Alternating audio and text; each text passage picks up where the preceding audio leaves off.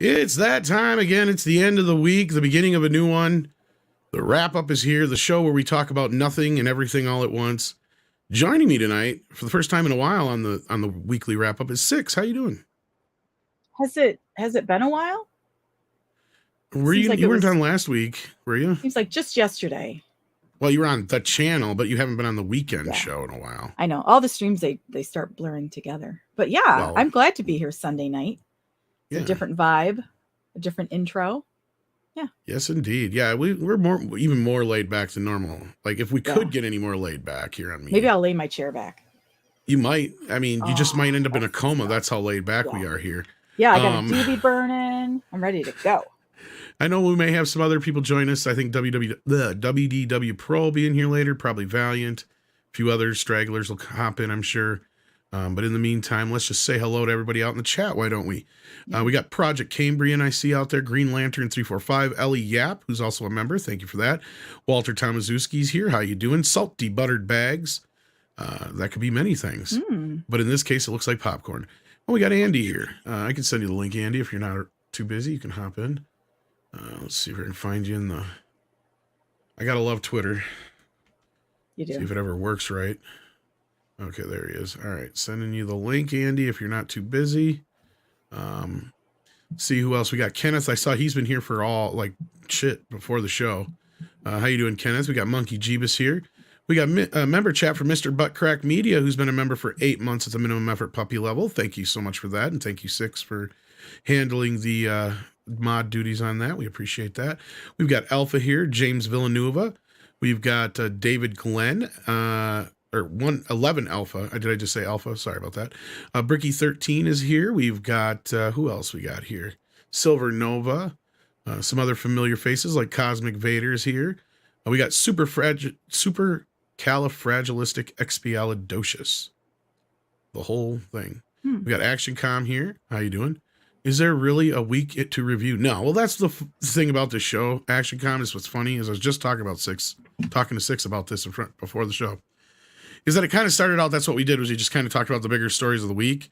But then after like an episode where Paul and I were here by ourselves, and like I think Robert and I were here by ourselves, the show just kind of started becoming about everything and anything we could talk about besides the news of the week. So I think that's kind of the gimmick we're going to go with now from here on out. I mean, of course, if you guys bring it up, that's up to you guys in the chat. But I think the game of the panel is going to be to try to avoid to talk about any of the news of the week. Talk about anything of substance. Of substance of the week. You know, maybe there's news of the weekend. You never know. Hi, Zach. It looks like some good news, though. I saw, and hello, Zach. How you doing? I saw, what's his face? Jeremy Renner had put out some more posts, and he's looking like he's in physical therapy, and he didn't lose the leg thus far, so that's good. Yeah, I was surprised how good his leg looked. And I said I guess he said he broke over 30 bones or something like that. It was, I read. That's crazy. But yeah, so hopefully he will have a speedy recovery. I know he's got a long road ahead of him, and hopefully it's not as long as most people had anticipated it being. Oh, and looky here, we've got a rare appearance from Paulie. How you doing, Paulie? I'm good. Can you hear me? Yes, we can. Hi, Paulie. We also have a super chat here from Tripping the Orc we were about to read for a Canadian $20. It says, you are here because the outside... Oh, I can do this right. Hang on. You are here because the outside world rejects you. This is your family. I am your father. Name the movie. The last line is Empire Strikes Back. Nope. Yes, it is. Well, it is in that, but that's not the movie. The Last Mexican. Oh, close, Paulie. It's Teenage Mutant Ninja Turtles. There's no way I was going to guess that. Yeah, I never would have. Oh, Chat got it. Chat's the rat. Yeah. It had a name. Yeah. Paul, you look cold. He's in California, and it's probably like 67 degrees or something. And he's like freaking out. All right, well, let me check the degrees here. Speaking of nipply, the man who probably has very nice nipples, Andy. Can we see Andy? Oh, I can get an action figure though. I was going to say, you probably got an action figure. Is that a Slimer in front of you there? Yes, it is. Really? Oh, did you get that from? Yeah, I am making arms. Gary. Fucking sweet. Now, for those who don't know, that is Gary Ambrosia got a hold of that. That is from the original mold of the maquette, right? Yes. So that's from the OG Slimer from the 1984 Ghostbuster film. But he doesn't have arms. This is from the scene where we believe where he was swinging around the chandelier. Yeah. So they didn't put arms on it, and so he has something in mind for this. So I've been over months. Now. I was kind of discussing this with Gary. There is some question of whether or not they actually used it or not, because I remember somebody had mentioned that they couldn't find the model at the time they needed to shoot the shot. So they literally spray painted a peanut green and spun it around that way. You never know. So that may not have even made it in the movie necessarily. Who knows? But it is from the film. That's for sure. Yeah. Real quick, can I just say, hey, what's up, Andy? First of all. How are you, Paulie? Good to see you, man. It is, it's 53 degrees, and with the wind, it feels like 51. That is freezing here for Angelinos. You're a wuss. Yeah, that's kind of pussy behavior. Let's go out to the desert, dog. Then we're talking. Oh, fuck. Yeah, you're probably right. You'd last longer than I would. Yeah. You got a point there. That's it's 38 and rainy here. Yeah, I got 19 degrees, y'all. Bye. Oh, that is cold. Paulus Plain is here. How you doing, Paulus Plain? Sends in 42 new reach. What are you doing up so late, Paulus? Smash that like button, dude, says Paulus, coming in from Norway. I know Andre was ready to go to bed, and I talked to him a while ago, so I was like, geez, it's pretty late where you're at. But thank you for joining us. We appreciate it. Thank you all. There's over 300 of you watching. Hit the like button if you haven't already. We appreciate that. And then Paulus has another one for 100 Norwegian krona and says, my super chat from Valiant Renegade. I know how to fix the Galactic Star Cruiser at Galaxy's Edge. Switch it to Star Wars, Empire Strikes Back, Cloud City, problem solved. Well, that's one problem solved anyway. They could probably turn like the one cantina into the actual cantina. They could probably make that other part that's like the store into like Jabba's palace or something like that. I mean, there's things they should have done it to begin with. That's the sad part. Is now they're just going to be retrofitting everything in there if that's what they do. But I get what you're saying here. I mean, it would work, but it's just sad that they didn't design it that way to begin with. Because as I've said, they could have had a whole theme park alone on Star Wars. Like, you could have started in each movie, go into like episode 1 through like the droid ships, and then you go into the pod race, and then you get on the ending bit, and then take you through all the films. By the time you get to the end, it's in Endor, and then you come out the other end. That would have been cool. Well, that's really the lesson that the Harry Potter world gave to people. Like, they could easily expand that Wizarding World into an entire theme park, and because that is always packed every single time I've been there. And all they had to do was, the Star Tours ride in Hollywood Studios was always packed, and all they had to do was expand it out. It's like, the sad part is that it was idiot proof, but they found idiots that could actually break it and make it not good. Yeah. Then Paulus Plain became a member. Ooh, I can't We're see here what he did. What did he do, 6? Do you see it? I can't see it on my end. He maximum effort puppy. Sorry, I forgot. Oh, there it is. It's way up at the top. Okay, wow. That came in really late here, but like it's way up in the chat. That's weird. So we got a maximum effort puppy. Nice. What'd you say? 6? Sorry, nothing. Oh, okay. I just said nice. All right, let's do this one. We didn't do this one for a while. Journey driving the boat. That's a maximum effort puppy there. Then we got Bob M, who's also a member now. And that looks like a minimum effort puppy. This is Mikey's favorite video. There we go. Minimum effort puppy. Puts the minimum effort in. Still cute and adorable. Is there any sound on that? No, none of these have sound except for Sleepy Puppy. Oh, okay. Sleepy Puppy has the go to sleep song. Yeah, I'm not hearing any sound. Lullaby. Yeah. What? People were saying at the beginning of the show, your intro, there was no sound. Weird. There should have been. I hope there is. Hopefully nobody said anything they can't hear us now. So, all right. Well. I don't hear any of you guys right now. Well, that's because you're deaf. I don't hear. You're deaf. Well, I can only hear Tom. I'm not talking. Can you hear Andy there? He just said he's not talking. Andy's working. I'm always working. Andy, did you working for the man? Did you do any of the like old Star Trek figures for them? Oh no, I haven't. I usually try and hit things that nobody's going to make. There's a company. Crap.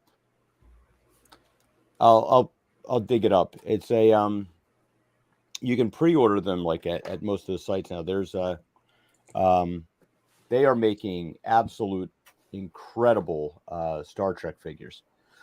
They just released Mirror Universe Spock.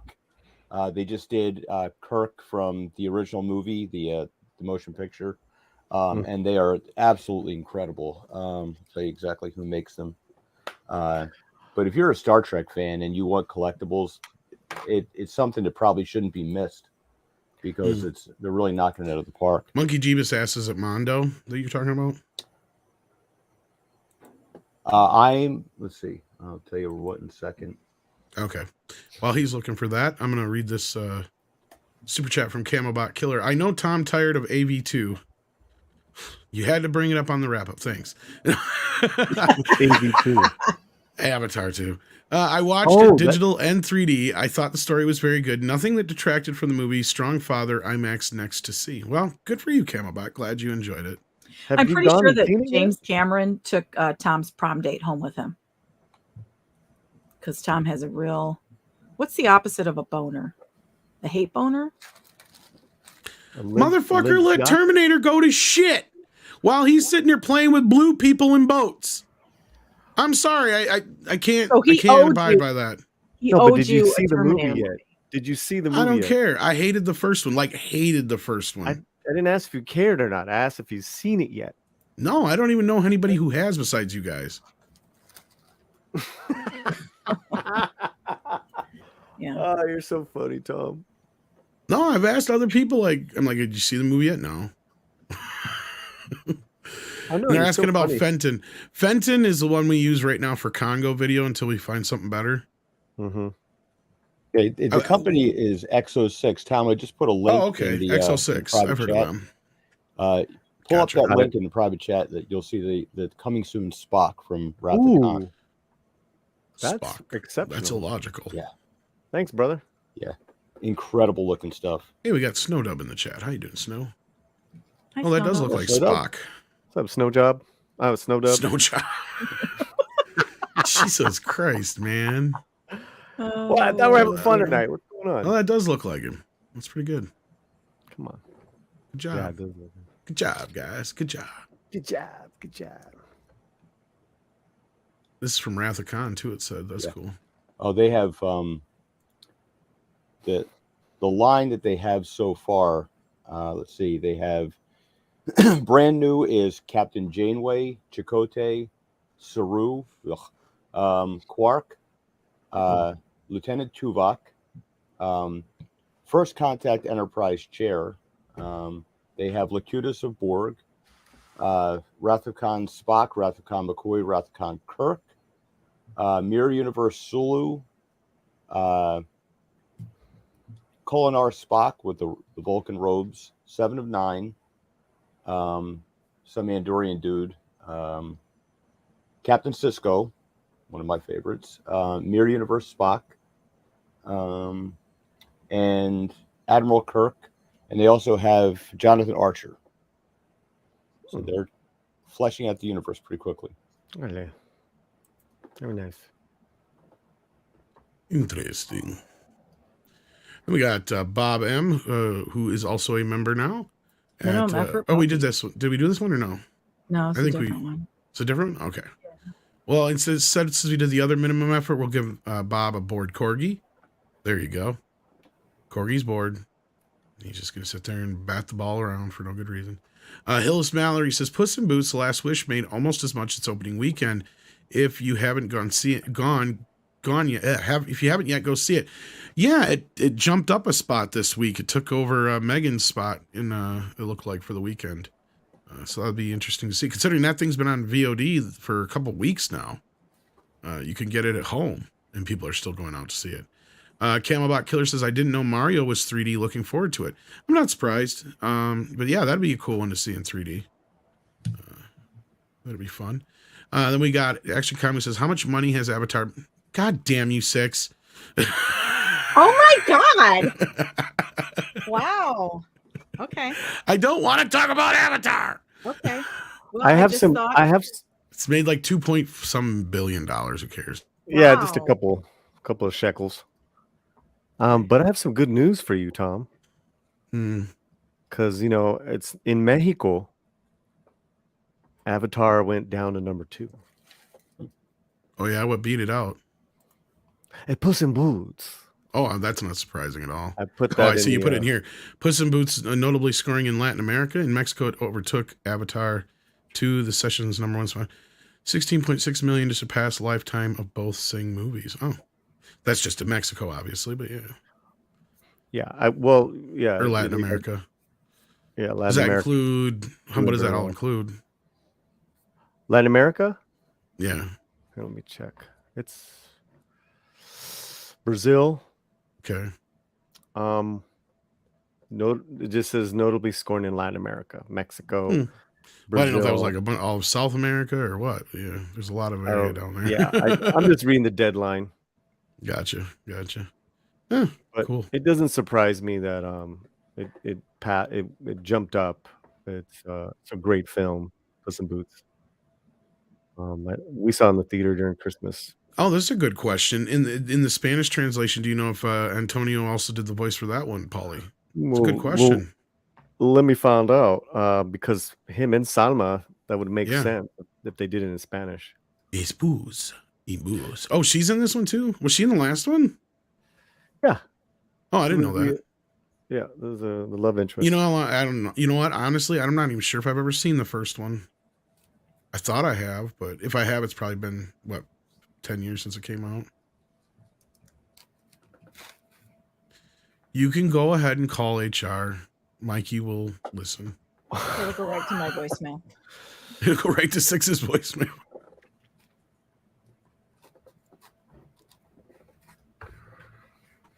I can see Mikey's phone for that. This is Mike HR department. Leave a message. His voicemail would be full. His voicemail sounds so professional. It's funny. Here, let me see if I can get it. I've never called him. He's never given me his number. Yeah, let me see if I can. I don't think you'll care because you can't see it. I'm just going to play it out loud. Can you give it to all of us right now? I could give it to you if you want it, but I don't know how happy he'll be. Just type it in the chat. Yeah, I'll just put it just between friends. Okay. Let's see. Watch, he'll fucking answer. He's watching that football game. I was going to say, well, we'll check in with him and see what he's doing here. If he answers. Otherwise, we'll get to listen to his voicemail. But Paulie, how much longer you got, buddy? Who, me?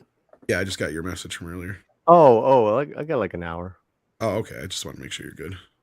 I'm good. It looks like Banderas for sure did English, Spanish, and even Italian. Oh, nice. Are we calling Mike? Yeah. So he won't be able to hear you guys if he answers, but otherwise we just got to hear his really serious voice message. This is so exciting. It's like Mike really Profit Watch or something like that. Profit Watch. Yeah, whatever he says. Profe. God, how many times does it ring? Here we go.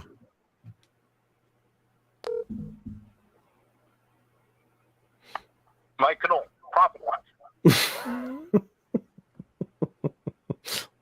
That's Why it. is that? Why is that funny? Mike, call us, Mike. We miss you. We love you, Mike. Six says hello. Mike, Profit Watch. Mike, Profit Watch. And now we have a special guest joining us, Mr. WDW Pro. Yay. How are you? Pleasure as always. How is everybody else on our last moments before the official weekday begins?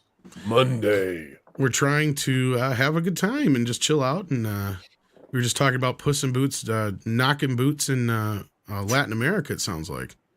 Yeah, I think we looked at that last week at how if you compared China and Chile, despite the fact that their populations are incredibly different, the revenue hmm for the two countries in terms of Puss in Boots not very dissimilar. And then when you look at the revenue percentage that comes back from China versus the revenue that comes back from Chile, it turns out that Santiago is really pulling its weight. I imagine that's true for other countries in South America and Latin America. Mike Knoll, Profit Watch. Stupid. I'm gonna pick on him so bad. Mike Knoll, Profit Watch. So Someone help me serious. with this meme. Tell me about it. I I'm was late just to the calling party. Mike. I said it's Mike, Mexican Iron Man. So it's his voicemail. It's so. You're Oh, Frank calling Mikey. Yeah, I I'm like, I gotcha. miss you, Mikey. Hey, we got Valiant in the chat too. How you doing, Valiant? He might hop in here in a bit as well. Yeah, thank God we left Avatar at home. We're not going to talk anymore about that. At least not. I hope not. Man. Come on, man. If This sucks. Come if on. somebody super chats about it, we have to talk about it. Yeah, we have to. You're getting paid. You're getting paid, dog. Big You know VR's what I going to did? come along shortly. I'm in like the 5th season now of Yellowstone. I got Me that too. far. Ooh, you're ahead of me. I thought you were on to well, 1863 or whatever. I already watched that. It's 1883. 1883 and 1923. 1929 or 23. Yeah, 23. 23. Get it right. Yeah. Well, they changed the name of it. Originally, it was going to be 32. And I'm not kidding. I just found that out. I'm like, oh, Really? okay. Yeah. They moved it in the where it was going to Yeah. take place. But he's also working on one in the 60s and I think one in the 40s, which might be why he moved it back a little bit to the 20s. So yeah. Yeah. So there's still like Harrison Ford was the brother of Tim McGraw, McGraw's right? character. Yep. Yeah. And, No, I loved 1883, man. I was hooked on that. I That's told what you got me last started. year. I told you last Yeah, year. you were right. You were right about that and Narcos so far, brother. That's true. No. I told Which you other- before. I'm right about everything. I told you this before. Except for Godfather 3. That's the only thing. It's just- Narcos, Cobra Kai. I got you on Cobra Kai. I Give me some- watched it before I even knew you, Paulie. I don't know how many times I got to tell you this shit. Oh, okay. All right. Give me some credit here. Maybe I give look you good credit in for front of, those two. I do give you credit for those two. W Now, program. is Sheridan also in charge of Mayor of Kingstown? Yeah. I believe so. He has that one, and he has was it Longmire and Tulsa King. God, he's got like 8 or 10 shows right now in either on a network or in development, something like that. I think I heard. Duffer Brothers. All you've got is Stranger Things. Come on, step it up. This guy's rocking it. So what are they Not going to do only with Mayor of Kingstown and Jeremy Renner? What happens with that situation now that That's going to be he's in interesting. massive recovery?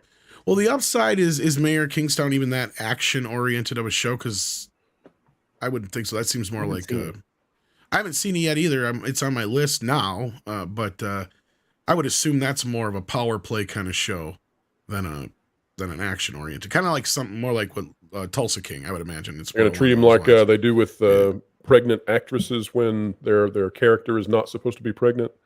Some clever angles to be used.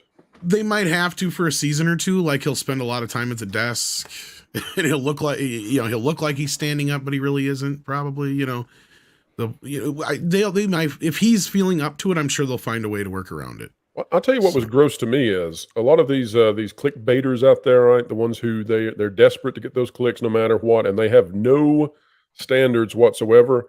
I noticed that there were quite a few articles this past week where they would talk about his injuries as if he's going to lose his legs or he's going to have all kinds of we had traumatic a false surgeries. report.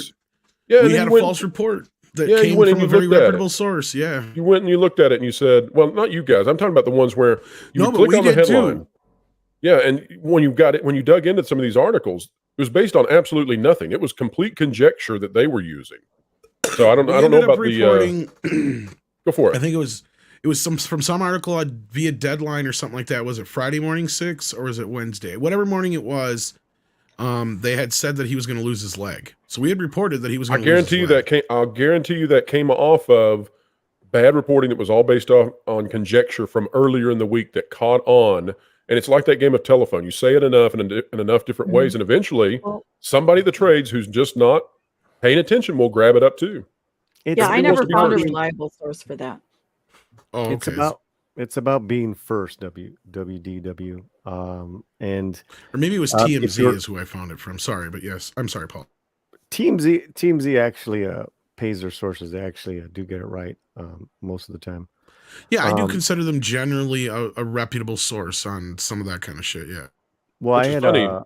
It's funny that TMZ would often be higher up on their reputable sources than like Forbes, but it's true, you know. WDW, before I got into this world, I would have been in the same boat as most people being like, oh, no way, TMZ is that reliable. No, fuck that. After I know what I know about this industry now, TMZ is more accurate than any of the other ones, probably. Sorry. Well, TMZ is really good about getting video and pictures. Well, okay, so you're to right. A friend of mine who works on air for one of the big networks, when I talked to her about it, and she's like, no, they're independent of what we're independent from. We're not, we can't speak out. We get it funneled, and we have to speak, except for local news, anything like that. That I'm not even sure local news gets to say what they want to say. That's all. Have you guys have seen the clips of local news reading the same exact spiel in different ways on different competing local news channels? It's really draconian.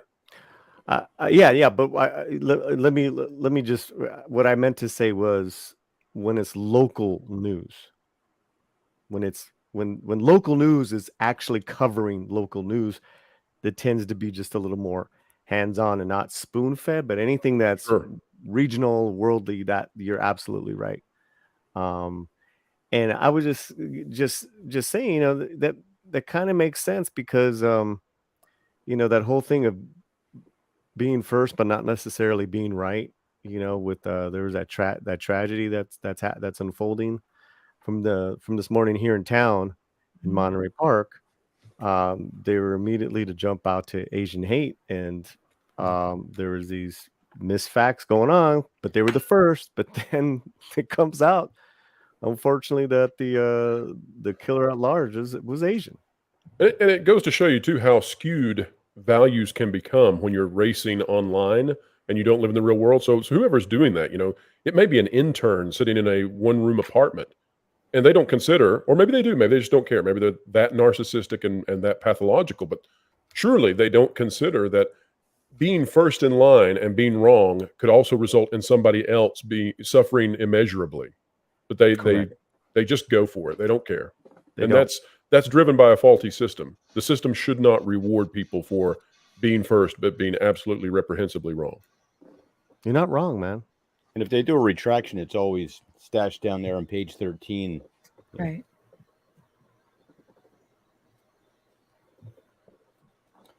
They ought to change that law so that if you have to do a retraction, it should be compulsory that it is as large as the original story ran. Well, and it used to be, I mean, and again, I'm not going to sit here and pretend that journalists always had some integrity or anything like that. They haven't. They never really have. Like, you can go back and watch, like Citizen Kane to see, because that's based on what Randolph Hearst did back then. He had control over the papers. He was actually probably worse than what they portray in that film. You could probably find plenty of books about it. Like, that's what I'm saying. The journalism in the media has always been skewed. It's always been controlled. But I think what's funky now compared to then, and actually I would say that journalists now are at a point where public opinion is more important than anything, because it used to be whatever they told you the news was, that's what it was. You had to just take it as their word, because there was no video, there was no Facebook, there was no Twitter. You had the news if they were lucky to have film. But even with the advent of camcorders, it was very rare that somebody would grab a camcorder at the event, of something happening, right? Like even 9/11, we only have so many views of that just because of whatever was going on that day. Now, if 9/11 happened now, we'd have 10 billion videos of it. We'd have it from 90,000 fucking angles. So we live in a completely different world, and it takes time for the world to adapt to change. There's been dramatic change. So if you think about it, we can only really go back about 100 years, maybe slightly more, maybe 120 years, to have video footage of the world. The world beyond that point is relegated to still photos that are not good. And then if you go 200 years in the past, that's it. You've got paintings, right?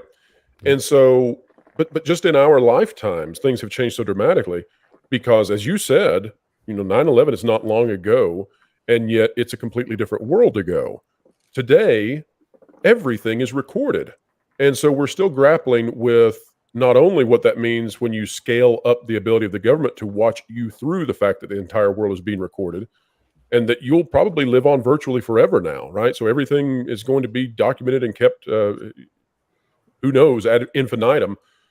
But the other issue is this power struggle between the legacy media and trying to stay relevant and shows like this, because people can come to this and they can get the commentary, they can get facts and information, they can go to Twitter and get information from citizen journalists, especially now that hopefully the algorithms are not shadow banning and downranking people who are telling the truth. But WD, you're so right, because the friend I was telling you about, I won't click into a news channel or whatever. I'll just go to that person's Instagram because they're on the scene, always putting up video. Right. Then I'll exactly. know. Yeah, it's like, okay, well, at least I know that story isn't fake. All right, now let me do a little reading on it. If it, again, if it's, just in this case, if it's happening around Los Angeles, but you almost wish news was just like that. People just like cops, they used to cover beats, they used to cover just certain districts, and they got in tight with the community, and the community had their back, and so there was always a good rapport. You don't have that. Right. And now imagine, so if you want to know why there's this abrasive nature between people like you, people like me, shows like this, and then the legacy journalists. So imagine that you go to an Ivy League school or something that's tier 2, right? And you rack up these massive amounts of debt that you've got to pay back. You go out there and you live in this post-truth world where what you say is supposed to be definitive, and you're trying to build a narrative, not necessarily trying to report on facts. And it's all about being first, and screw whether or not you got it totally accurate, because again, it's a post-truth world. It's all postmodern. And people like you and like me are doing this thing in our own homes without having to acquire $100,000 of debt. And people like that better. And just imagine how that would make you feel as a legacy journalist, how much negativity you would then hold towards the citizen journalists and towards the YouTubers and the bloggers and the vloggers. I can just imagine the level of animosity you would hold. Yeah. I mean, I even asked, the friend I was telling you about, it's like, well, because they're just so really, they've had it, and there's some like-minded ideas that we were passing on, like, like-minded, between us as well. And I'm like, well, why don't you go independent? Why don't you, start your own thing, because we need that. They're like, absolutely not. I'm out. Right. And then you're also out if you do that, if you become independent, right? Because correct. You're in the out club then. Correct. Because they're not dumb. They're not dumb. Anyways. That's right. And essentially what we're all saying here in this conversation is, Scott Mendelson, if you need a hug, if you're still mad, just come on over. We're here for you now. It's been a rough time. I think he needs. I teed it up for you, Tom. I teed it up for you. Where you at? Tom. I'm arguing with somebody in the chat over some stupid shit. I gave you a Scott Mendelson reference, and you didn't do anything with it. Scott Mendelson. Let's talk about Avatar. No. Let's go back to Scott. Back to Scott.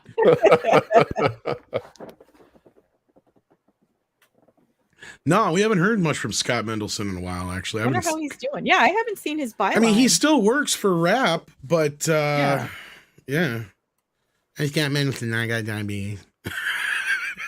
Oh, he has diabetes? No. I don't, maybe. Hold on, let me switch it. Yeah, he's got to do the voice better. This is Scott Mendelson, and he has diabetes. So, ladies and gentlemen, if you could just go and click on the rap so that he would be still relevant. I know that he loves the sequel trilogy, and I know that he probably loves Avatar. But it's Scott Mendelson. You know him, you hate him, you love him. Go give him some support. Otherwise, what other dead horse are we going to beat on? Very nice. How about Avatar? And there you go. No.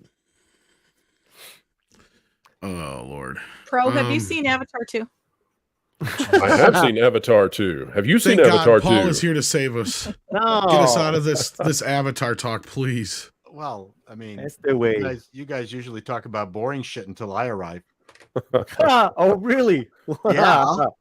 Oh, It makes Tom you're feel really blue. big for them small britches, the little Canadian britches there, boy. Canada is way bigger and way colder than Mexico. Who fucks with Mexico? I live here in LA. You do? Really? Oh my God. I love you, man. What's up? He I was know. just hanging out with Nina, who is in Mexico, though. And I thought I would actually show up because I was afraid Tom would go, wait a second, you were hanging with Nina. Why don't you spend time with me? No, asshole?" that's fine. No, I appreciate it. I do totally appreciate it. But it was kind of like Nina had asked me, she's like, well, you want to come on for the 90s show? Because originally it was going to be for Tulsa King, but that changed. And I'm like, I'd love to, but I've only seen one episode and I don't know how many I can cram in the next 3 hours. So let's get out of, how can I help you to get out of Avatar? But Paul here has seen the whole show, and he would be a great guest to have on the show to talk about that 90s show, especially being a sitcom. No. So I recommended you. So I didn't expect you to show up, but thank you for being here. Well, what we all need to know is that 90s show better or worse than She-Hulk? Yes, it's far better. Okay. We're not in nightmare territory then. No, not in. Well, it helps that it not has even- actual not even people close. who actually have written sitcoms in the past actually work on this show too. That's another thing. WDW Pro, that helps. That Hey, does help. what about what's the name, Chato? Of another Velma. show? Velma compared to She-Hulk. Go. Ooh. Bottom of the barrel. It's hard to compare Velma and She-Hulk in the sense that they both started from a very bad place and have ended. I mean, it's what's the point in comparing them? There's no value, and you won't learn anything from comparing the two. Because it's fun. Because we're on YouTube.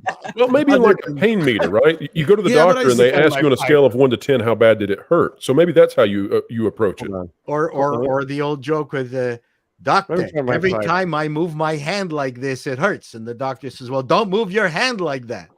That's like looking at the kid with multiple sclerosis and then another kid and going, you two should race. You know, and the kid with multiple sclerosis is Velma because there's no way it's going to win that race. I see, Paulie. He drew that mustache on. Proof. I can see him drawing it on now.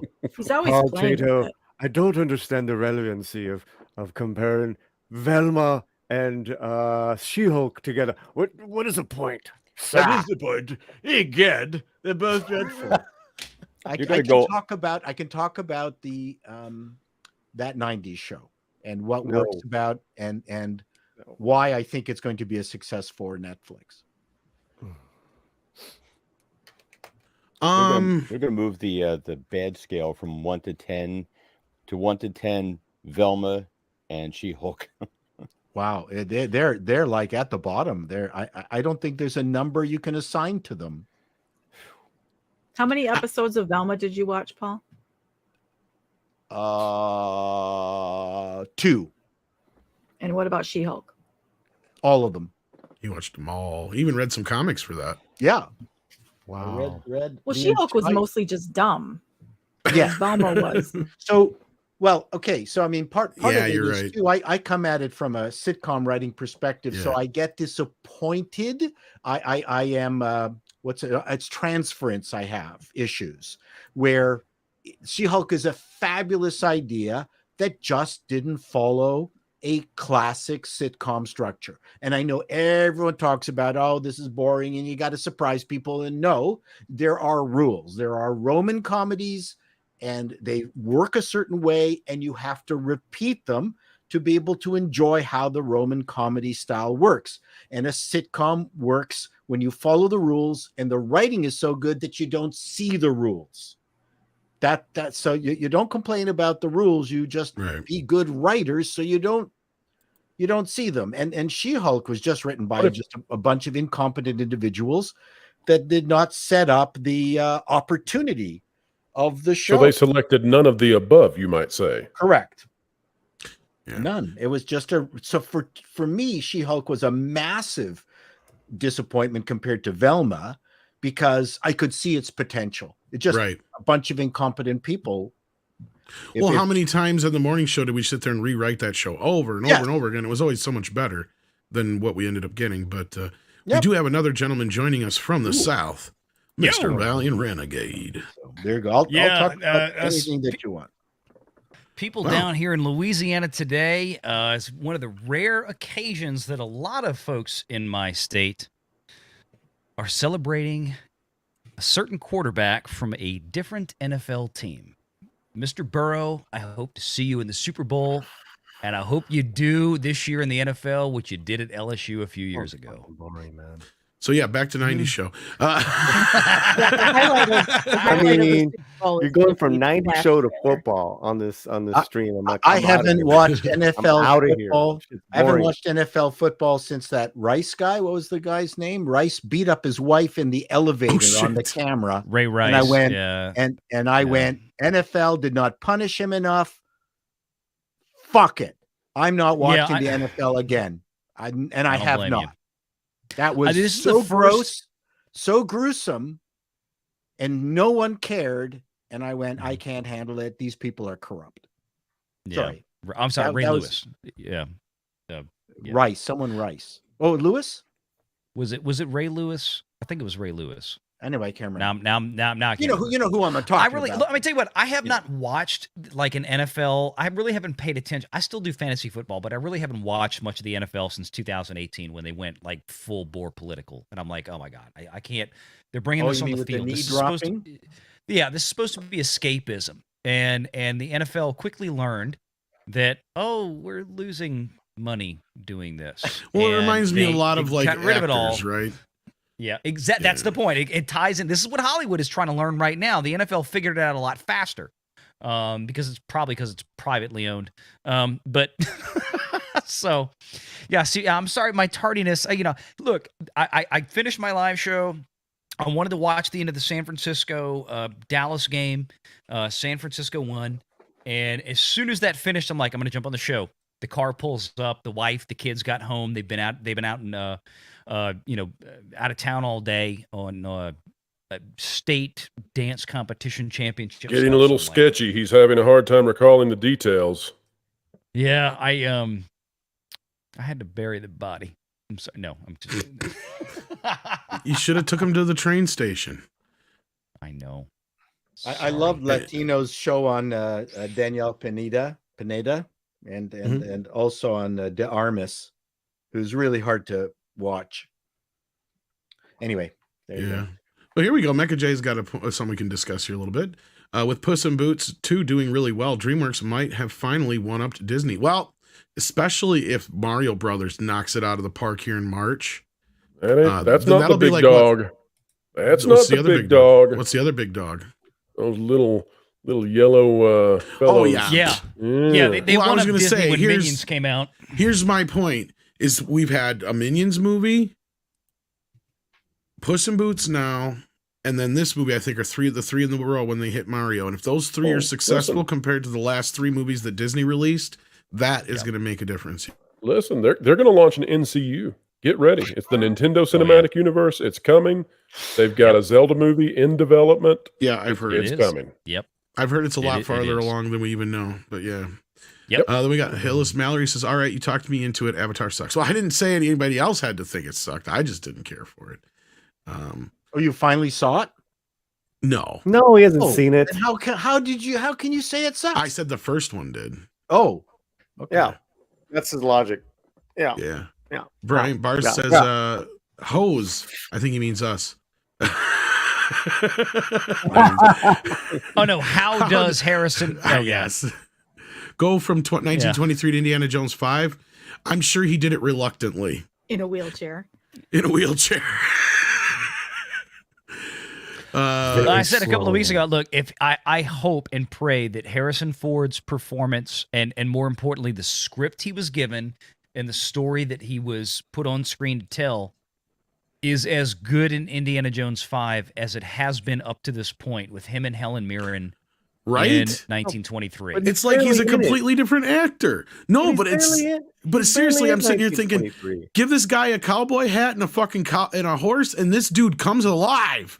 He is like He's a completely different actor in this show. Absolutely. Paulie, you're What- right. He's so- barely in it. well, But hold the thing on, is hold on, that hold on. every moment he has Hold on on, Doc. screen, he Hold on. commands. Doug, so Brian asked this question, and my thing is that because what they gave him, he's great in it. Don't get me wrong. Where's the camera? He's great in it. He's great in it. Don't get me wrong. I love it. But they're very smart in their usage of Harrison in that. I just don't know how they're going to do that with Indiana Jones. But Well, I heard they're just as smart because 80% of it's a different actor with a CGI Harrison Ford face on it. So it's going to be just the same. okay, there you go. All right. So in other words, he wasn't there most of the time. And He's- also he's, join us. We got a blue properly puppet, placed. Jolly. How you doing? Jolly? Oh, you're muted, Jolly. We can't hear you, Jolly. You got to let him go at least a minute before you tell him. Yeah. Yeah, just Yeah, let, we this, can hear let you. this Go roll. for it. This is better. Jolly's doing sign language. Can you hear me? Yeah, I Now we totally can hear you. There it is. Oh, there it is. I was gonna Oh, I say, you just, want to hear what Jolly sounds like if Jim Henson does the voice and was going, "Hi ho, I'm Jolly. How are you?" I noticed the panel was a little lopsided, so I'm here to back Tom up in saying Avatar sucks. And that's coming from a And blue he's guy. blue. He Have can you say seen it? that. Have you seen? Exactly. I've seen the first one, and it was demoralizing, so I cannot. No, force no, no, myself to no, see no, it. no. The That doesn't second count. one has. Have you seen the second one? It cannot possibly be any better than the first one, and the first one was Okay, horrible. I got a question for Snow Job. What's that, porn stash? So listen. Me and Six were exchanging tweets about Avatar, and then you came in, I you did. butted in your blue ass self, and you said they got lucky. hmm Yeah. How if in the it- world can this movie be lucky for over 6 weeks? If this movie came out 1 year ago and it went head to head with Spider-Man, I think we'd be talking a different story right now. hmm But we're not. It's But not a we're year not. ago. It We had is- no competition. I mean, It- you it can't is- call Megan competition. That's Wait, why it hit Come 2 on. billion, because it had no competition. It Yes. is what it is when it is. Stop. Yeah, I mean, that's a silly argument. Everything has its luck moment, its bad luck moment. I mean, that's I mean, it's making hay now. To me, luck is like you're number one for one weekend, and then oh wow! I'm now, just you know, surprised Megan didn't knock it off its top spot for 1 weekend at Megan's least. done very well. It has done very well, and Well, so has you know, Puss in Boots. Tom, you had a good point about the fact that Avatar was required to be in a certain amount of theaters for 4 weeks, Yep, and that 30 might days. be the reason why Megan didn't do better. But I would have, if I had that hashtag conspiracy theory, I would have followed up on it. Call some of the big theaters in the big towns and ask them, talk to the manager and ask them if they were selling out of Megan. 6 I was going to, but John Campia told me that I should trust the math. Oh, I think John Megan Campia said it. took everybody by surprise. I thought everybody just dismissed it. And then as word started to trickle in that it was actually good, now it's picking up steam. And I don't care enough to really jump on it, but no, you're not wrong. 6, I was surprised more people didn't, but it is what it is. And as far as the rest of it goes, Walter Tomaszewski says if cinematic attendance is down 50%, which yes, this was a very piss poor weekend for the cinema. Let's talk about that for a half a second here, because this has been one of the worst weekends in a long time. Because what did Avatar bring in? Barely I don't even think it brought in 20 million this weekend, did it? Valiant, from the looks of it. Avatar on the domestic side. I'm sorry, you meant domestic just in general where we're at for the weekend. Yeah. Well, it Who did we about lose? 20 We million. lost somebody here. It did 20 million in the States, in Canada. you lost Pro. Oh, we lost Pro. Where'd he go? Lost Pro. Uh-oh. Did he have an issue? Because he didn't say nothing in the background. He must have had a internet outage. He might have just dropped. Yeah, that's what I'm thinking. But no, it did 20 million in the U.S. and Canada alone, and it did. Oh, there he is, and it crossed the 2 billion mark. It's at 2.023 billion right now. What a flop. So, Yeah, yeah, no. Well, I no, didn't what think I it was talking about is just how low the box office was this weekend, because this is one of the lowest weekends in a while. It was not too good. Well, I don't think they're generally. I mean, it's not like there was anything really huge that was new. So I mean, that's kind of, look, you're in that. We're going to kind of be in a bit of a lull between here and I guess, what is it, February 17th? Some people seem to think Scrim 6 is going to do okay, but I don't think so after the last one. Oh, it's going to do great. I would say Ant-Man probably has the best shot. At, Yeah. at, you know, But now That's the 6 is next telling me the big script got thing. leaked out. Yeah. Yeah. And then he goes on to say, and streaming isn't the cash cow the studios had hoped it'd be. Where does this leave the studios financially? Well, in dire straits at the moment. A lot of them are not in a good spot right now. But yeah, they'll have to hope for some success this year in the theaters. But as you guys were talking about earlier, Pro and Valiant, a lot of the money doesn't necessarily come from the movies themselves, and that isn't just true for Disney. And this is another reason why they keep pushing these IP-driven movies, is because it's the other stuff. You know, the figures, the T-shirts, the posters, the merchandising, the other merchandising, accessories. Yeah.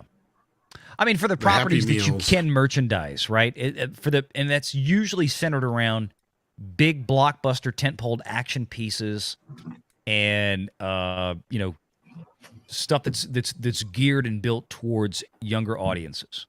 That's where you can merchandise. You can't merchandise everything that's out there, but you can merchandise those, and that's why traditionally studios have been willing to spend a lot more money producing those kind of films and then marketing them, because there's a lot of ancillary stuff that comes into play. But for any movie out there, I mean, up until just the last really couple of 2, 3, 4, 5 years, maybe, all of these movies traditionally have relied not only on the box office to return a positive ROI, return on investment, but the secondary and the tertiary windows that come after theatrical, right? The rentals back in the day at Blockbuster Video or your neighborhood video store, then the purchases, and then the licensing out to HBO, Showtime, Cinemax, and then on to broadcast or cable television and all this. Sometimes there's a lot of movies out there that did well, but it took them a few years.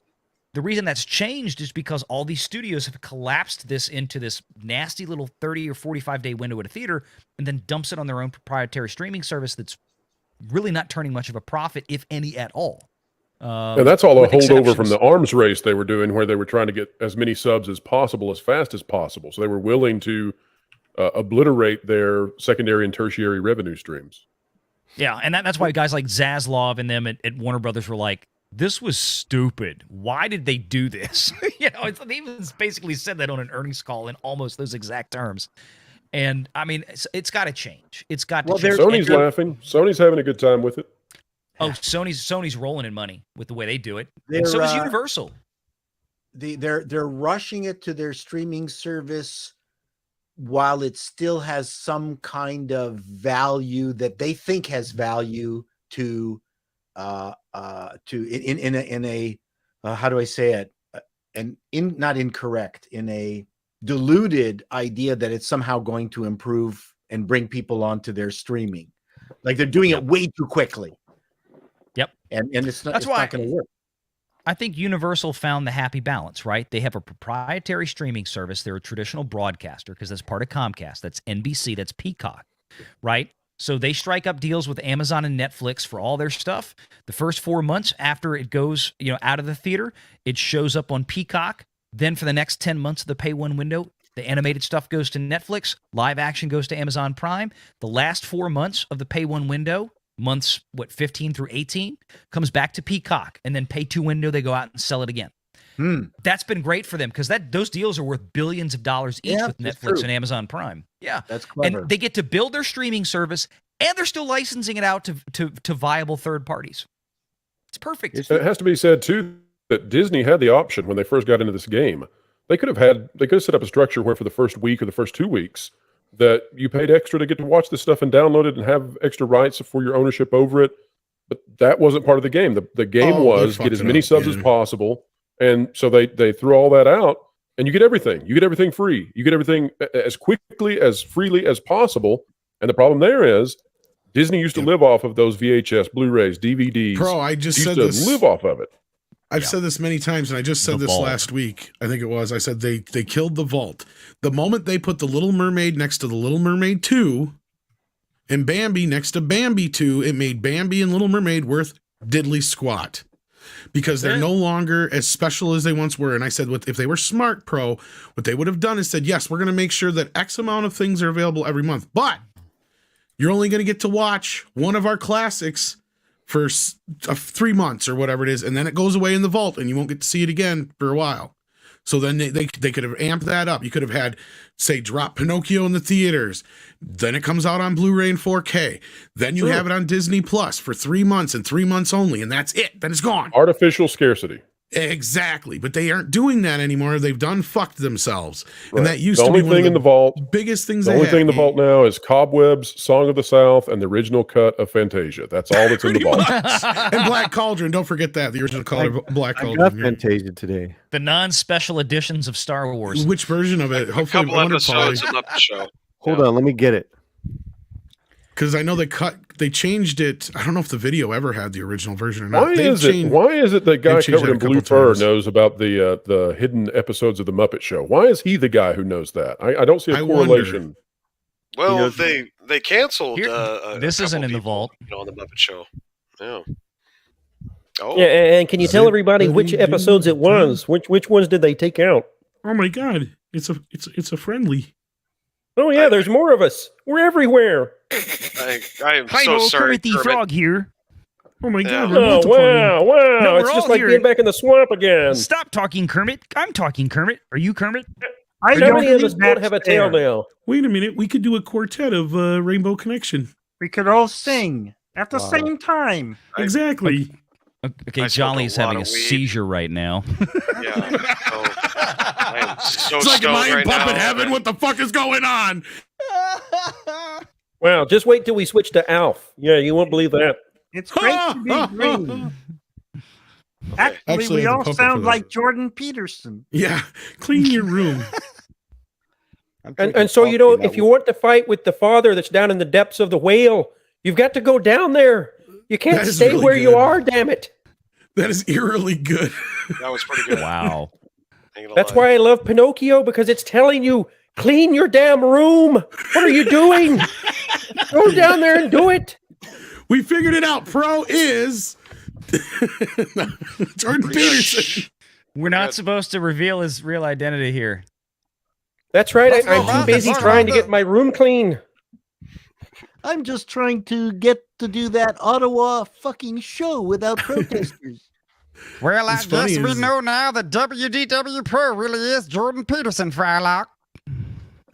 Well, all I can do right now is eat meat and just tell people, read the Gulag Archipelago. It'll change your life. And who knows, maybe if you do it, then you'll find yourself in a better place.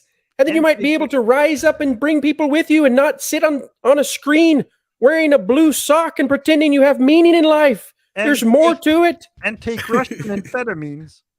I think you're scaring the audience now, Pro. Come on. Oh, look who showed up just to promote his show for Oh, 5 Thank minutes. God. Finally, some Culture. sanity. Hey, greetings, everybody. How are you I doing? can't believe you said that, Jolly. I know. It's 'Cause been this- a very normal show, and we're using normal voices and just He's having just a normal showing time. up just to Welcome promote his show. That's it. He doesn't show up for anything else. Just shows Well, up to I promote was- his show. I was going to promote your show for you, Culture. I had Oh, it covered. I figured, but look, I have to say I've really missed hanging out with Andy and Polly and VR and Pro and Shadow and Except when they all go full Kermit on you. yeah. Yeah. Well, That's right. Everything is better with Kermit.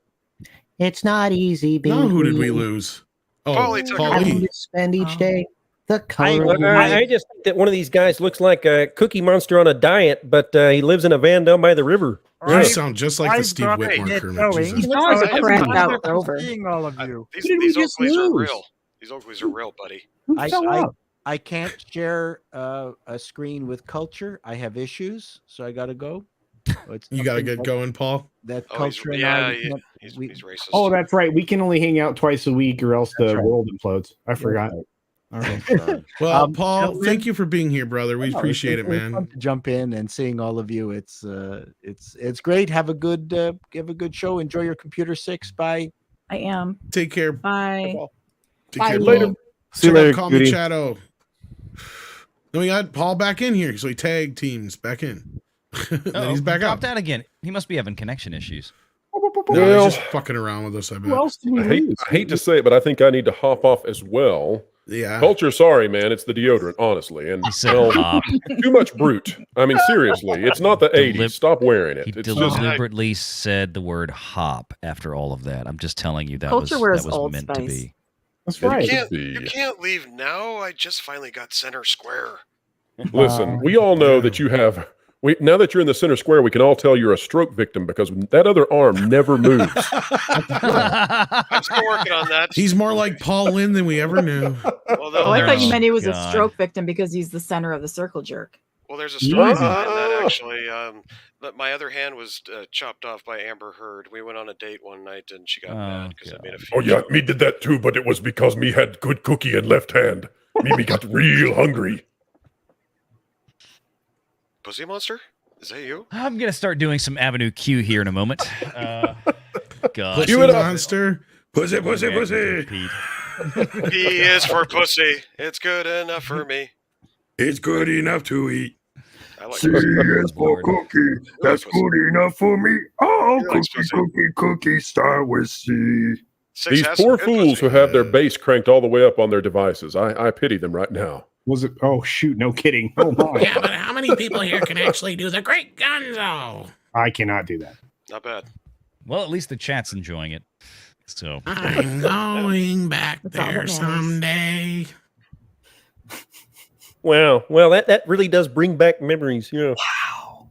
Memories? Yeah. All right.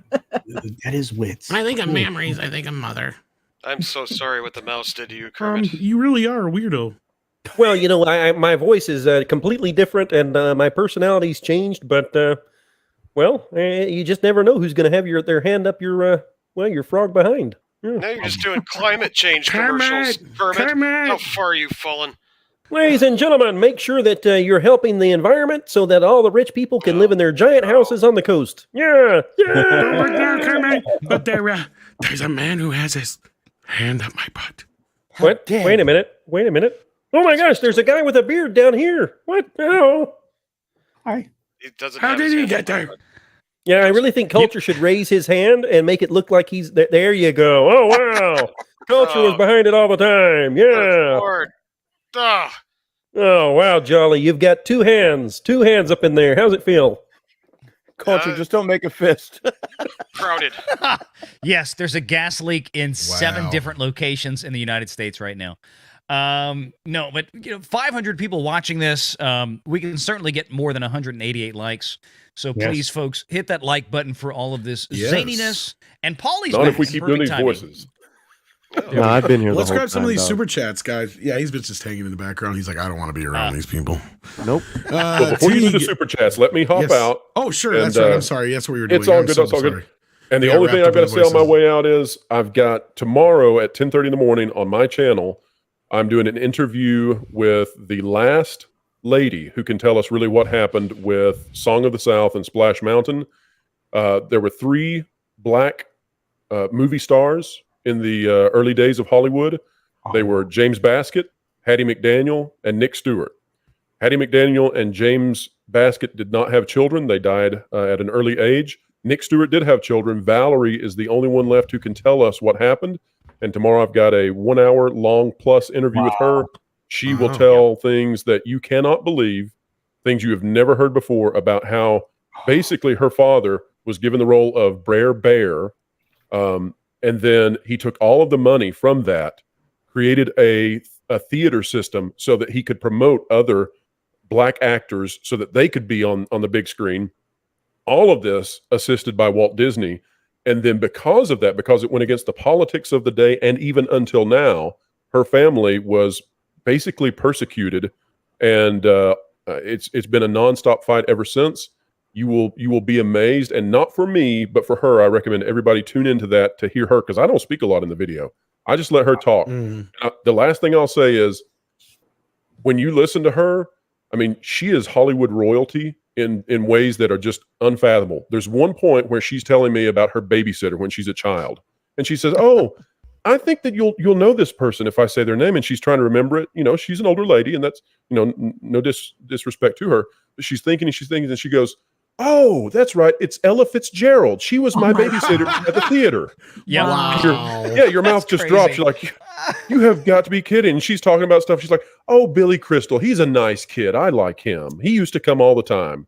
But no, their politics got them essentially branded. All three of the first African American Hollywood movie stars, they've been castigated, and they're no longer. I mean, they should be household names. You should know that Nick Stewart was basically the first Black voice actor in America. Well, they don't fit into the narrative, Pro. That's part exactly of it. right.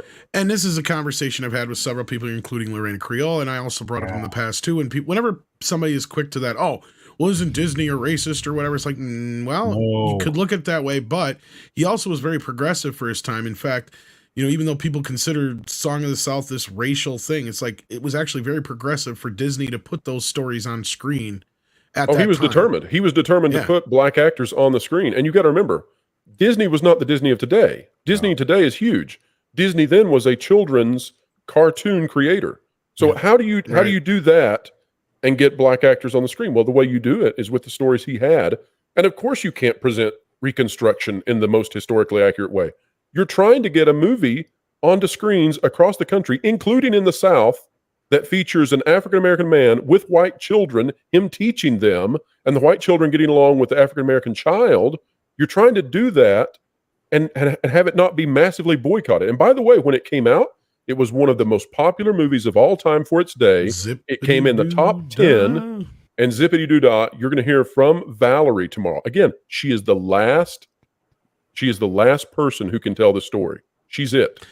You're going to hear about the origins of zippity-doo-dah and why it's not racist at all.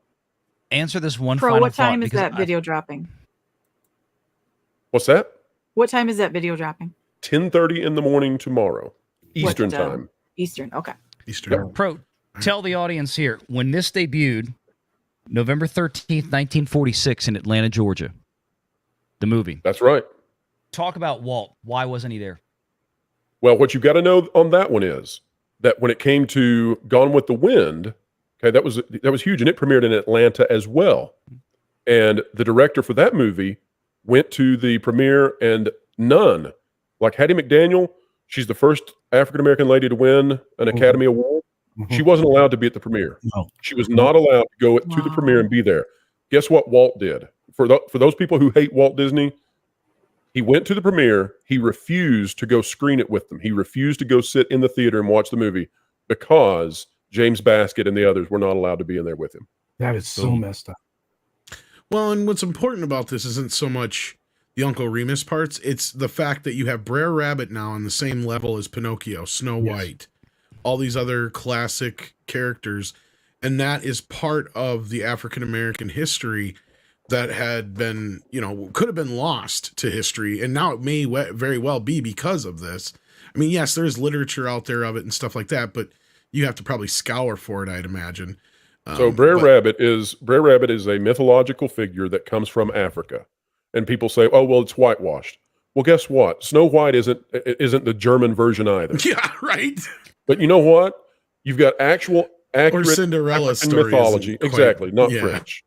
But so Brer Rabbit is the mythological figure of the young African-American male who outsmarts his captors, right? So they throw him into the briar patch, and that's symbolic of the fact that you can throw him into a place that you can't exist, but he is so accustomed to hard times that he can handle the briar patch, right? So if you were thinking about it from a Jordan Peterson thing, you might say, well, Brer Rabbit is sort of like the figure, right? He's the figure of innocence, but he's overcome the challenges of the past. And so you throw him down into the depths of the briars, and it doesn't matter because you can't kill him because he's already been there. He's overcome the shadow within himself. And so that's sort of the mythological figure of the Brer Rabbit story. It doesn't matter. It doesn't matter if it's totally accurate or not, because the truth is nothing is accurate or pristine. So you take it for what it is and you say, by God, you've got African folklore right there in the parks. Don't kill it. Don't kill it. But But see, anyway, it's even commenting on how unclean and unpristine it is with the tar baby. It gets That's everywhere, right? but the I'm not so as good the- as you so at the- it. Sorry. Well, the final point, and then I do have to hop off, is this.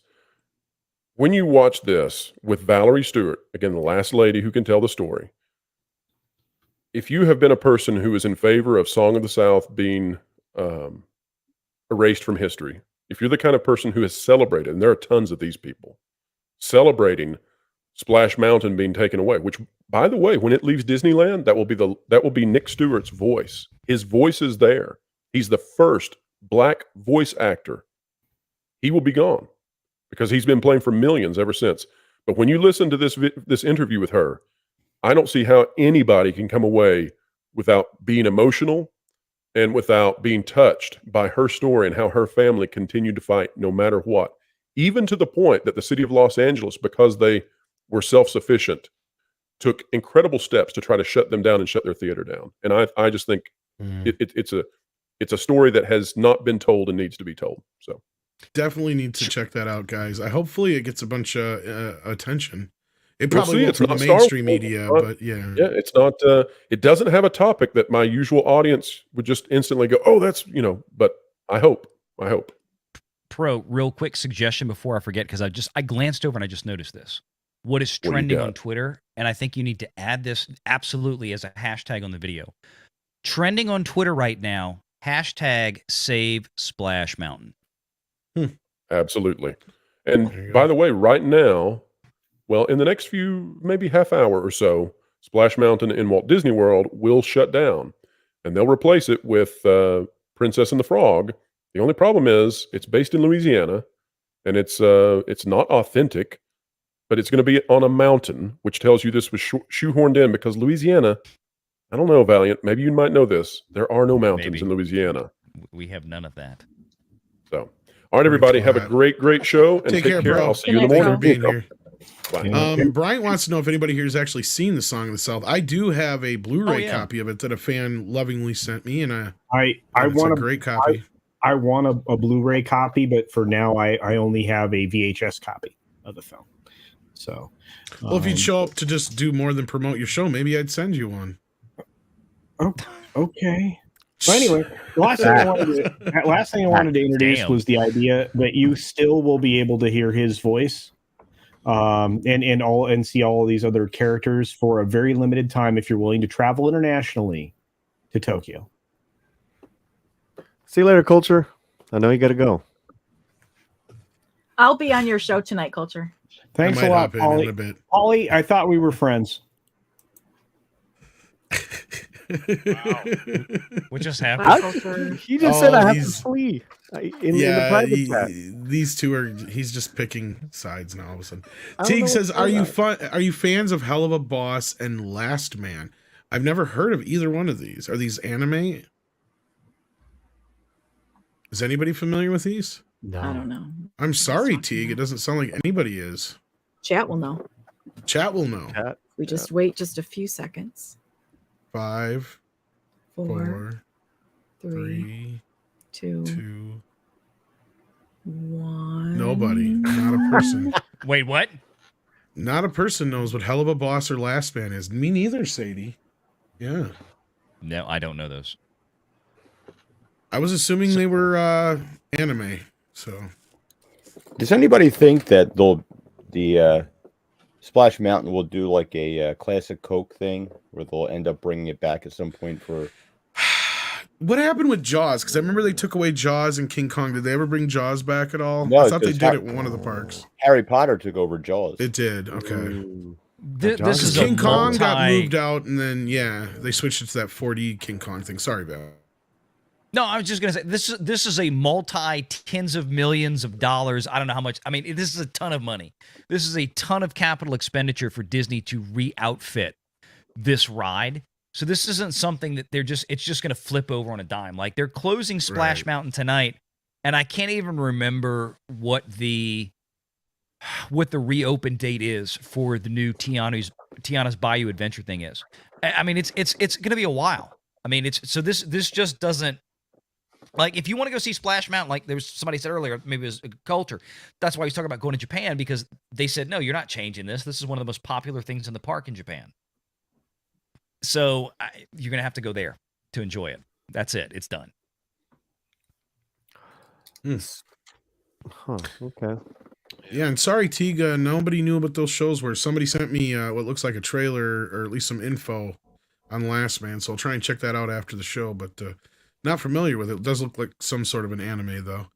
And then we got ActionCom here, says, before the internet, journalists would get a copy of the New York Times and find the articles they can expand upon. That's why New York Times was known as the paper of record. The internet destroyed that. There's that too, but you know what else? And I wish I had gotten on this subject when Pro was here, because he is right about all those stations reading the same kind of story in the same words. And there's a reason for that. See, when I worked in radio, we would get our news service from one of two places usually, and we were told to just read it as it is on the copy. We were not allowed to deviate from that. Like, we were not allowed to editorialize. We were not allowed to change anything. So, like, I'm not giving them excuses, but I'm saying that's likely why you get a lot of that kind of shit. Because we get it over the wire, and we're just told to read it as is. That's what the Associated Press was created for. That's what the Associated Press. You had the AP News. You had there was also the Reuters public was one, stuff like that. Yeah, there's another one we had that was like wired in, because we had two different things that would come in, and one was so like covered, like there was also the weather one and some other things too. But like, yeah, so we were kind of just told. So that's where the AP usually wire would give us most of the main stories. Reuters, Associated Press. That's it. Reuters was the other one. Thank you, Michael. Hey, I was trying to remember. That's Reuters. Yeah. Tom, I just want to say that Splash Mountain was my favorite ride at Disneyland, and I'm actually pretty crushed by this. And oh man, sorry to hear that. I had more and more less reasons to go back to Disneyland because of all the things that have happened, and this is just one more kind of like, nail in the coffin. My son, he's pretty much has a choice to go between, that or Universal this year, and he's leaning towards Universal, which is surprising to me because him being such a huge Muppets fan, Star Wars fan / Marvel fan as a kid growing up, he's now choosing Universal over going to Disneyland. So things are changing, not only for the rides, but also for us and the culture. So it's going to hurt him in the long run. Indeed. And then Paulus Plain says, a responsible dude, Andre Anier, is sleeping like a sack of potatoes. I am not that responsible dude. Wide awake, local time 3:50. Wow. So let's see that he sent that over a half hour ago now. So it's even later than that. So thank you, Paulus, for hanging in there. We appreciate it. Elf says, Tom, who's worse, Scott Mendelson or Kevin Smith? Kevin Smith. Kevin Smith. Oh, without a doubt. Without a doubt. Yeah. Because Scott was never worth a shit. So Scott doesn't have the power to destroy IPs. I mean, he's somebody you disagree with. I mean, yeah, he just has bad takes. Once in a while, not all bad takes, but I don't know if Mendelson has ever helped out other filmmakers, though. There is that.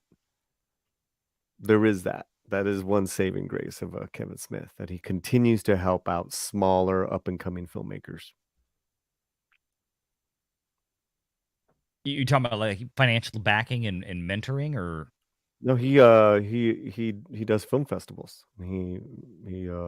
Okay. So there's, so I've known a couple of filmmakers that have got in through that, which, film festivals is everything for independent, up and coming directors, producers, and films. So I'm just saying that's probably the only saving grace at this point with Kevin Smith, that he still does that. Gotcha. Mendelson, he doesn't. Yeah.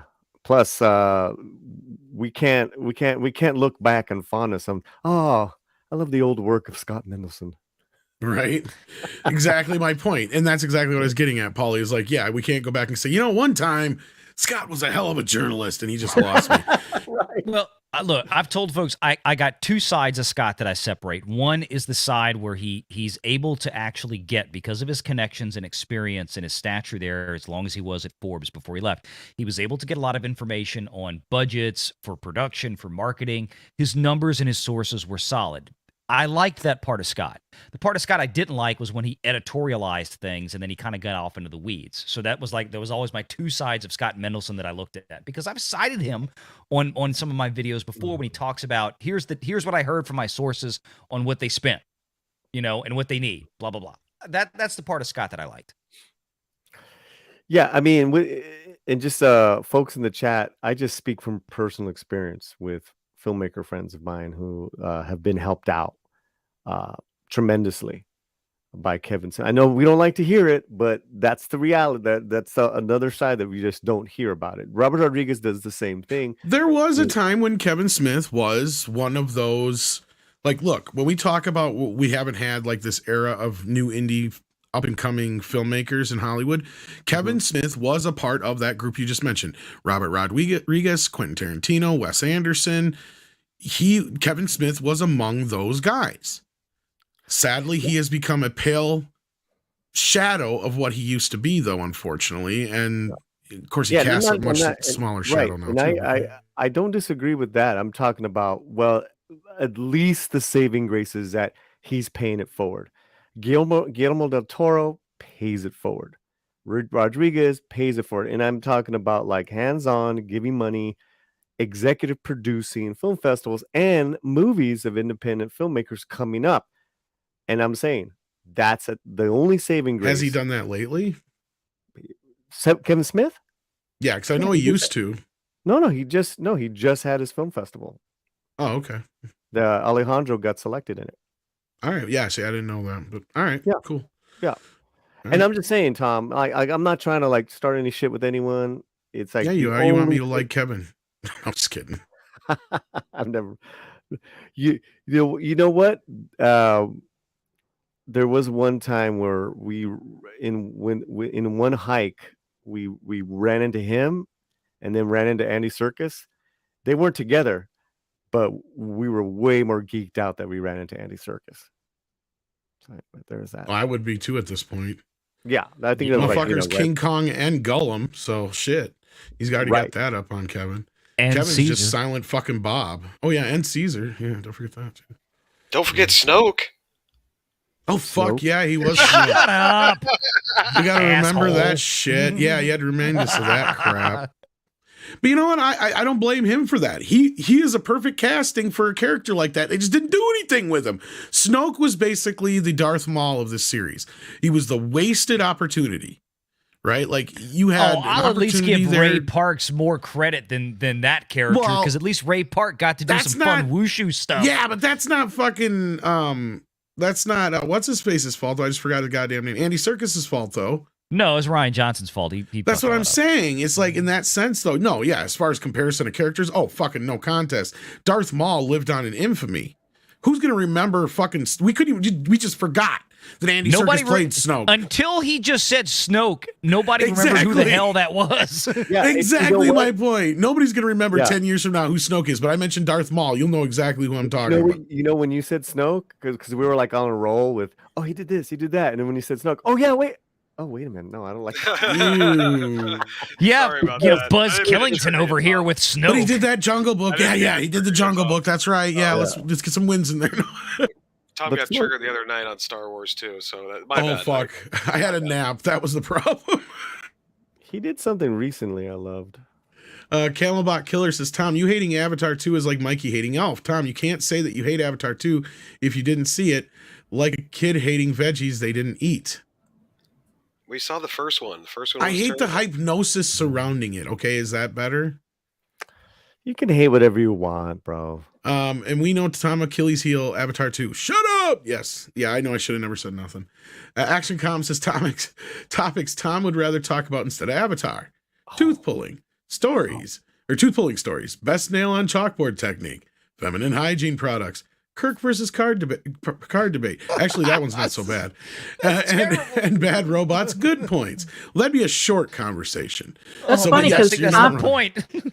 Tom and I just had a conversation the other day about feminine hygiene products. All the time. Yeah. She asked me all kinds of questions about them. Anyways, sorry, I didn't mean to uncheck that one. 6. Waltman says, so did you hear the recent rumor that Disney is going to tell actors to shut up about their issues with China? Well, they should tell them to just shut up in general. outside of promoting their films and saying hi to their fans and shit like that. Social media is one of the worst things to happen to everybody, period, hands down. Oh, Andy amen to Serkis was that. great in Andor. He was amazing. He was in Andor? Who'd he play in Yeah. Andor? Kino Lore. He Oh. was kind of like He had a the Oh, he major was role. Claw too. I forgot he was great as Claw. Yeah, he was. No, well, but- I was thinking about like the animated characters he did. Did you guys see him in Andor? I did. I not. didn't see past the first 3 episodes, so I guess I Oh didn't. yeah. I mean, it was heartbreaking, his role. So he was in prison with Andor. So it's like a two episode arc towards the end of the series, season 1. Amazing performance. No, there's nothing he does that's bad. I mean, the only thing that got me interested in Andor from Jump Street was Diego Luna. That was it. That's the only reason I don't have Disney Plus, but I'll get around to watching it just for him. But I didn't even know that Andy Serkis was in it, so that's interesting. Well, yeah, hit the back end because the first couple of episodes, I know are slow, but it really pays off as far as like an emotional payoff. But him, Skarsgård, their characters just bloom. It's just fantastic. Stellan Skarsgård's awesome. Mm-hmm. Yeah. Yeah, he's one of those actors you can watch just do anything pretty much. That was it. He was the best That's what part in carried, that I think, the second Thor ratings for film and Andor's. shit. Yeah. Sorry. Yeah. What were you saying? No, I think Skarsgård and Diego Luna's characters, their acting abilities, their talent, their command of their presence on the screen, that is what carried Andor to the ratings that it had, which unfortunately just were not that great in Nielsen.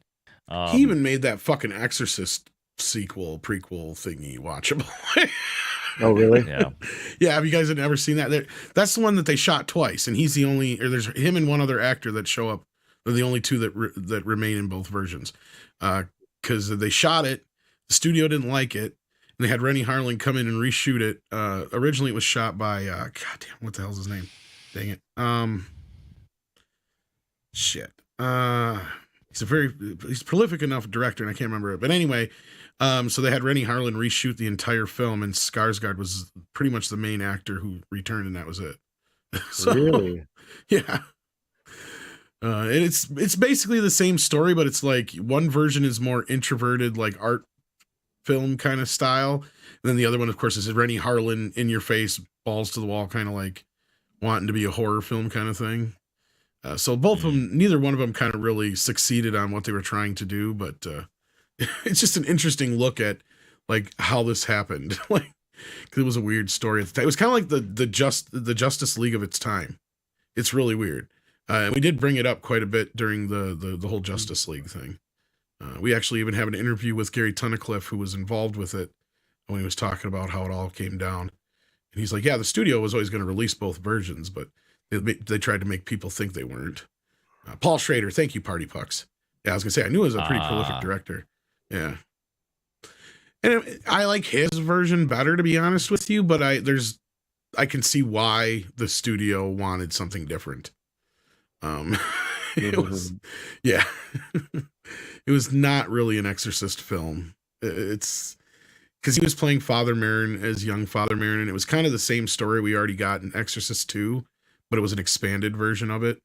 So it was him in Africa exorcising Pazuzu for the first time from that kid. So if you've ever seen The Exorcist 2, if you haven't seen that one anyway.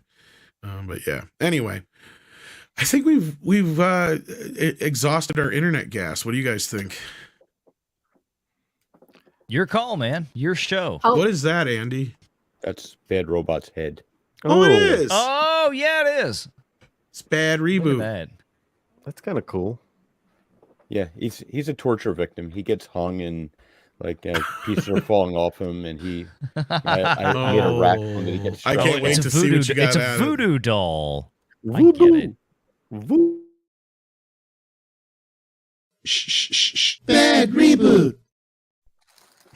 God. I can't wait to see what you do with that. Oh, did I tell you that?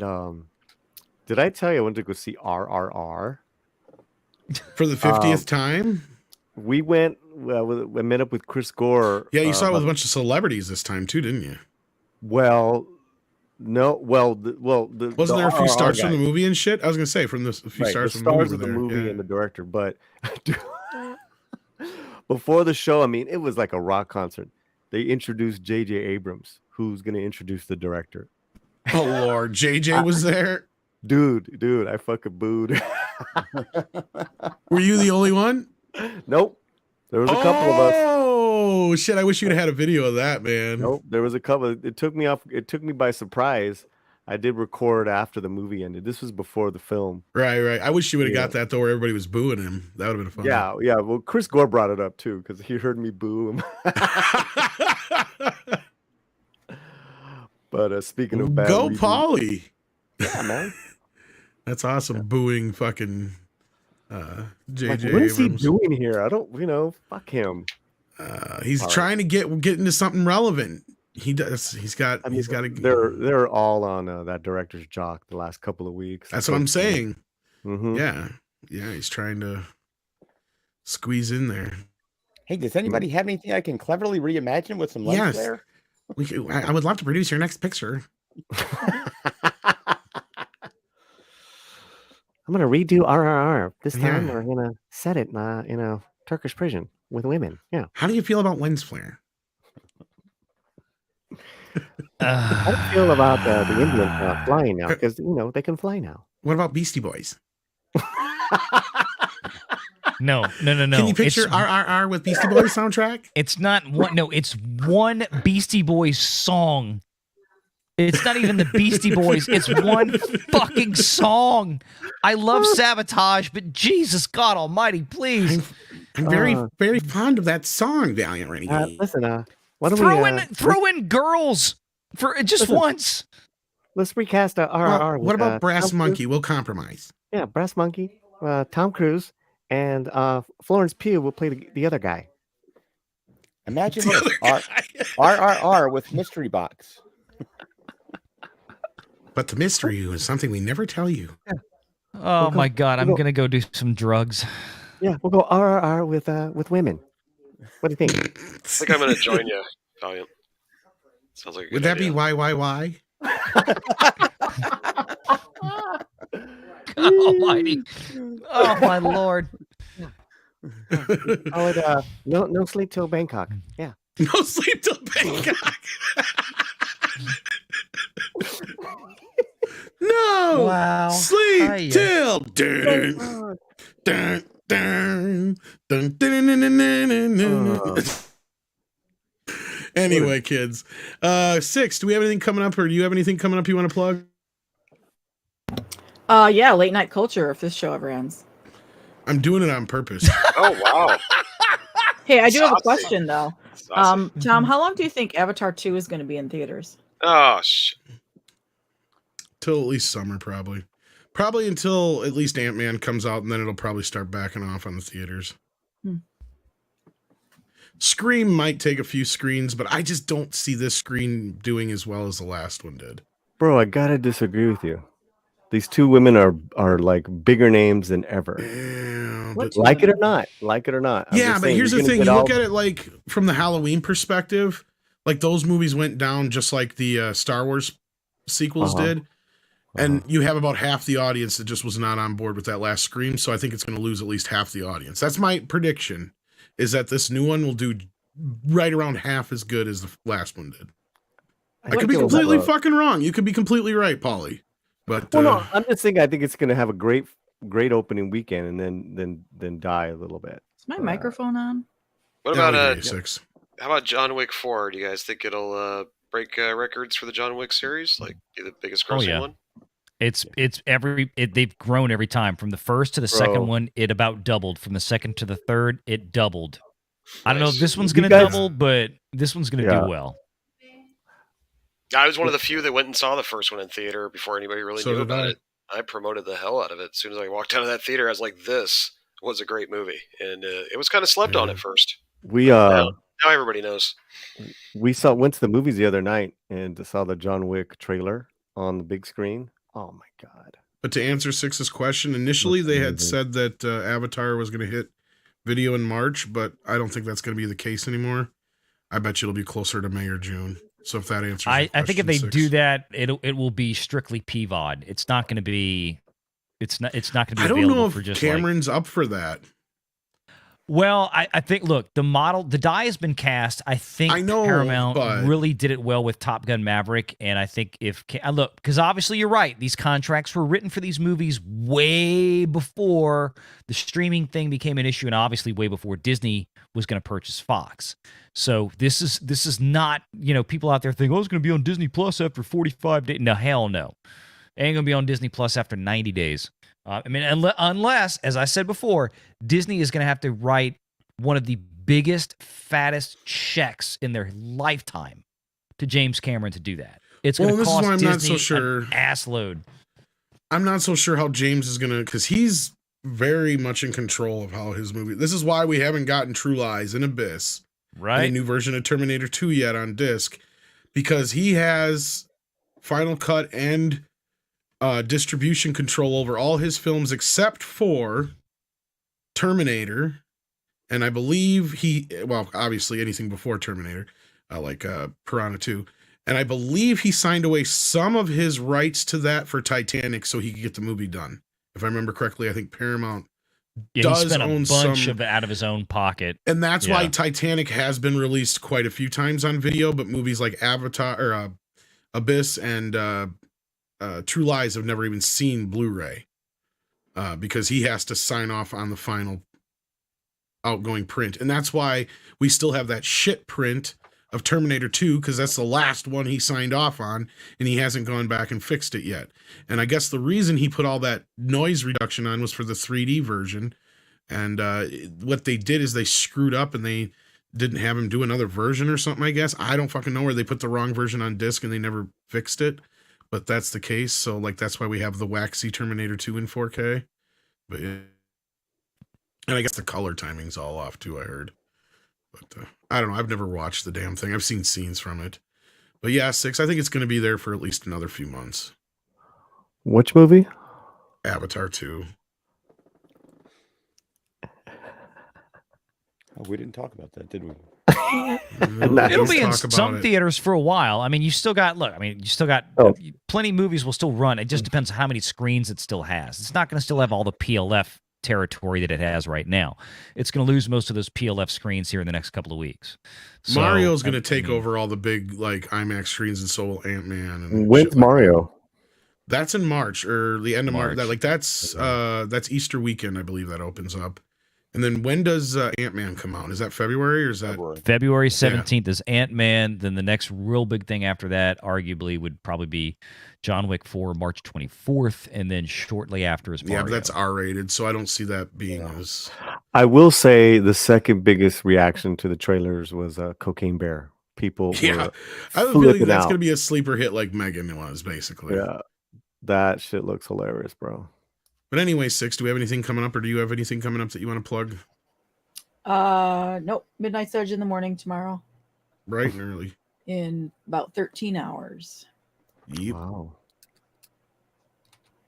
Thank you, 6. And Paul, anything you got going on? Paul Lee, I should say. It's all right. It's both my names. Romy doesn't call me Paulie, so I know. I'm used to doing it, and I like doing it, especially when Paul's around, because then it's less of a yeah, What does she confusion. call you? confusion. Yeah, what does Yeah, she call I- you? She calls him Poppy. No, I'm just kidding. Call you Honey Bear? Oh, she calls me all kinds of good stuff. Good things. Good things. New videos up, coming up. Working on a musical treat for everyone at the end of the week. It looks like I'm gonna have a live mariachi band play. Oh, nice. And I haven't had that in a while, and it's gonna happen. It's either Thursday or Friday. Sweet. I'm trying to do it for Friday. Yeah. Awesome sauce. So hit your alerts, guys. Make sure you're subscribed to everyone here on the channel. Who can say no to a good mariachi band, Nobody. Especially if you're drinking. right? Mm-hmm. Andy, do you got anything coming up? No, I just did a review of this guy, the Fishbone Toys Remember. V for Beautiful. Vendetta figure. That's Not bad. You know, for I've a never third seen person. that movie. Very enjoyable. I have it. I've just never watched it. I know what it is. I mean, Hugo Weaving is like he's a Mhm. very subtle actor. I like him. cool business. Then we got Valiant. What you got rolling? I'm sure you got something coming up. I'll see what comes up for videos this week. The next big thing on my radar next weekend on Sunday, and I'm looking at the now published, finalized NFL schedule. Yikes! So I'm getting my 2-year anniversary show is slated for next Sunday. May or may not we'll talk. If I hold it at 5 o'clock, because that's you got the 2 NFL games, big games at 2 o'clock Central, 5:30 Central. So we'll see. But definitely the next big thing is the 2-year anniversary live show here. So that's all I got for right now. Day after. And check out. Wait, what's that? You can always do it a day before, day after. I know. Or I move the time. I don't know what I'm going to do yet. I'm looking at this. I may just still go off at 5 o'clock no matter what. But point is that make sure y'all check out WW Pro's channel tomorrow morning with that interview that he's doing with Valerie Stewart, 10:30. I guess it's 10:30 Eastern. I think is what it is. Yeah, that's what he said. Yep. Yeah. Right, well, thank you, Valiant and Snow. Yo, Jolly. Who's left here? Jolly. He's downstairs. I think downstairs. Okay. Well, yeah, I think a prostitute just showed up, so he's busy. Yes. Wow. Anyway, so there's some hoes in the house. He's stuffing a prostitute. Always. Yes. It's a good time over here. If you are into puppet antics, you're not a puppet phobe, you can subscribe to Snow Deb. I'm probably going to jump over there at Culture Casino's channel for a while, harass him, and have some fun. So come on over and head out and laugh at him for a while. And his ass being the operative word. Yeah, exactly. Thanks for having me on, Tom. As always. Of course. Wish we could talk some more like scary movies or horror or something instead of Avatar. Something will come up. Next time. I can't wait for to see Avatar 3 to Megan. come out. There's a couple of horror films coming up. There's Knock at the Cabin and then the Infinity Pool. Yeah, I got to see Megan yet, so I can assess that. But I'm hoping that'll be on VOD before you know it. So thank you, Snow. Thank you, Chatto, as well. Paul Chatto for stopping in here. WW Pro. Valiant already took off. Andy, of course, for being here. Snow, Paulie, Six. And you guys in the chat, thank you so much for being here. We got a couple more super chats before we go. Camelbot Killer says, thank you for the show. I needed a laugh from the voices. Thank you. Well, I'm glad you had a good time. That's what this is all about. Then we got Paulus playing again, who says with 15 in Raging Corona, going to bed, good night. Well, I think that's poignant, and it's a good place to end it. What do you guys think? Perfect. Perfect. Good night, exactly. everybody. Tuck and roll. Yay!